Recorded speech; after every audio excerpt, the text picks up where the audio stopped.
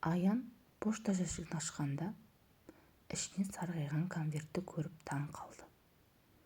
Қазіргі заманда кім хат жазады? Әдетте бәрі телефон, мессенджер, әлеуметтік желі. Конверттің сыртында тек бір сөйлем бар еді.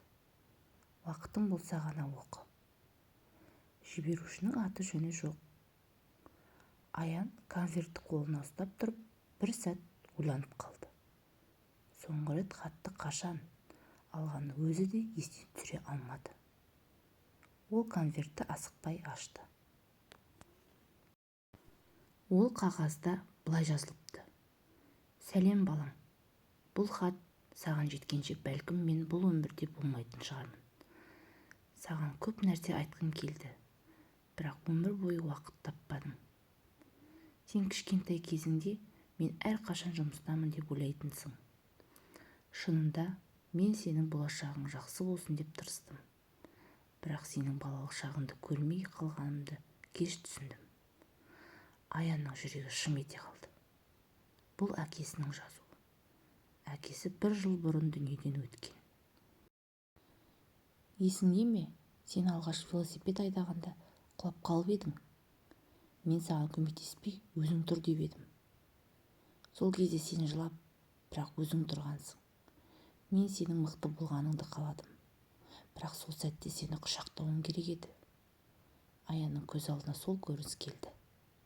Кішкентай өзі, жараланған тізе, жанында үнсіз тұрған әкесі. Сол күні ол әкесін қатал деп ойлаған.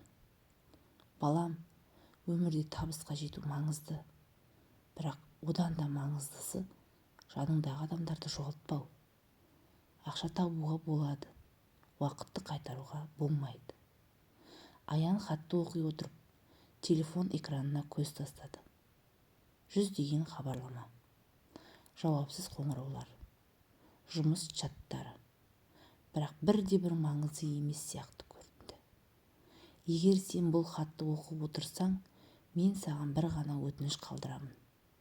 Анаңа жиі хабарлас, достарыңмен кездес, балаңа уақыт бөл. Өмір өтіп кетеді, байқамай қаласың». Аянның қолы дірілдеп кетті. Оның өз ұлы бар еді, бірақ соңғы рет онымен қашан бірге ойнағанын есіне түсіре алмады. Хаттың соңында: «Мен сені әрқашан жақсы көрдім, тек оны айтуға үлгермедім. Әке». Аян хатты бүктеп кеудесіне басты. Көзінен үнсіз жас ақты. Сол сәтте ол телефонды өшірді. Пальтосын киіп үйіне қарай асықты. Есікті ашқанда ұлы жүгіріп келіп аяғына оралды. «Әке, сен бүгін ерте келдің бе?» Аян баласын құшақтап ұзақ тұрды. «Иә балам, бүгін менде ең маңызды кездесу бар». «Қандай?» «Сені мен». Сол кеште олар бірге тамақ дайындады. Бірге күлді, бірге ойнады. Ал үстел үстінде сарғайған хат жатты. Өмірдің ең маңызды ескертуі сияқты.